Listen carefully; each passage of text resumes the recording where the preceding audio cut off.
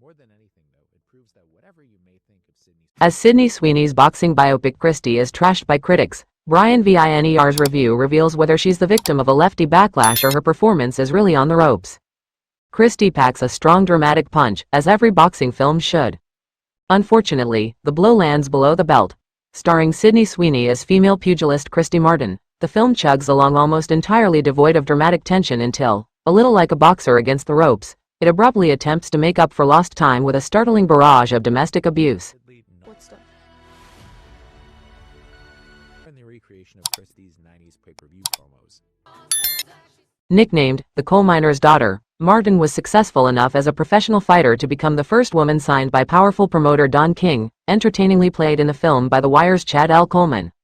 In 1996, she even fought on the Las Vegas undercard of the world heavyweight title fight between Mike Tyson and Frank Bruno.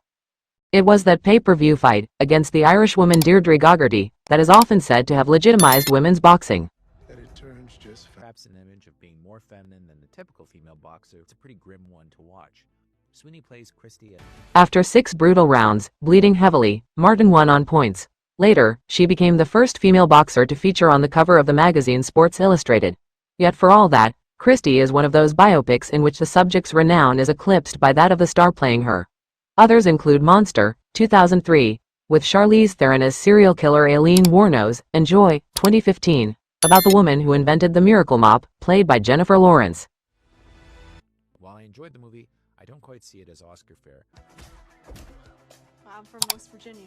The problem in this case is that Sweeney, made famous by the hit TV drama Euphoria in which she plays the promiscuous Cassie, has acquired not just fame but notoriety. A registered Republican, the 28-year-old has become something of a poster girl for Donald Trump's America.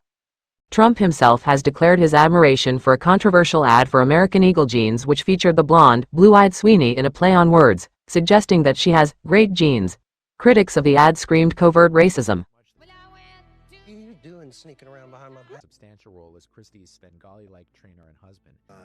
That perhaps explains the froth and foam that has greeted Christy, which had its European premiere at the Royal Festival Hall on Friday night, as part of the London Film Festival.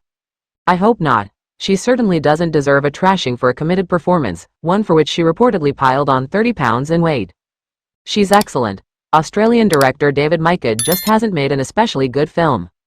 It begins in 1989, with Christy Salters horrifying her conservative parents in blue-collar West Virginia not by taking a shine to boxing, but by fancying women.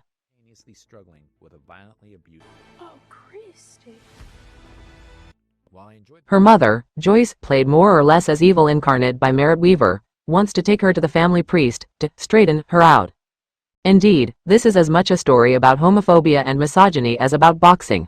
When Christy acquires a coach, Jim Martin, Ben Foster, he tells her, nobody wants to see a butch girl fight. detractors should be impressed with her work. Decidedly unglamorous. Why don't you have a boyfriend? Christy has no genuine doubts about her sexuality, but is so eager to conform that she marries the coach himself, despite a 25-year age gap.